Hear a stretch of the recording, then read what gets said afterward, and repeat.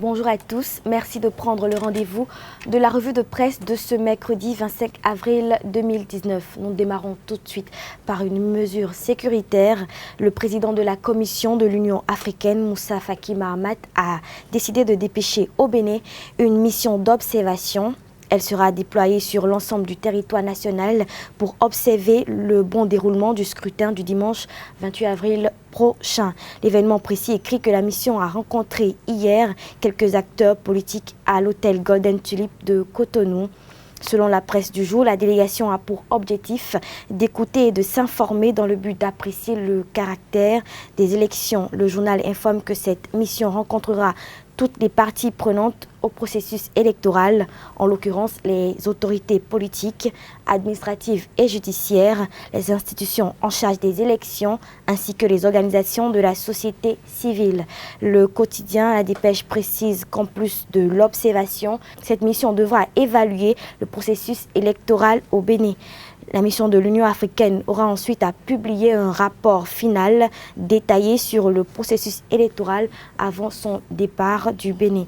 Fraternité ajoute qu'elle devra mener cette tâche suivant les dispositions de la Charte africaine de la démocratie, des élections et de la gouvernance, de la déclaration de l'UA sur les principes régissant les élections démocratiques en Afrique.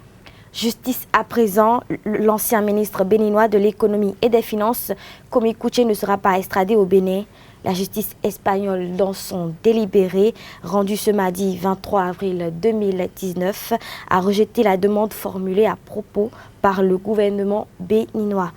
Il s'agit d'un verdict sans appel motivé par, entre autres, trois raisons. En effet, l'Espagne soutient que les éléments contenus dans la demande ainsi que les pièces envoyées ne justifient aucune infraction.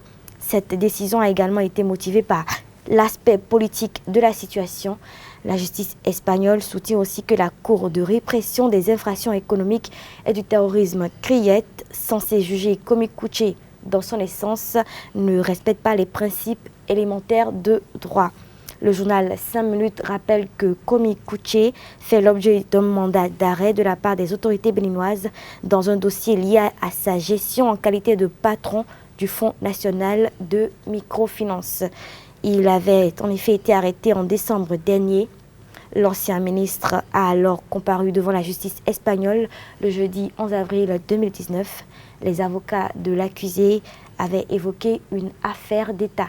Un tour en politique pour finir avec les déclarations du président Bruno Amoussou. L'homme s'est exprimé face aux militants de l'Union progressiste des 11e et 12e circonscriptions électorales.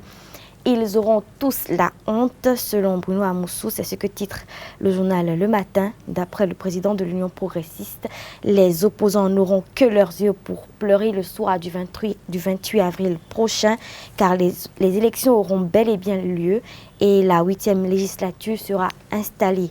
L'actualité pense que par cet acte, Bruno Amoussou a dissipé l'inquiétude des populations. Voilà, c'est tout pour la revue de presse. Merci de l'avoir suivi.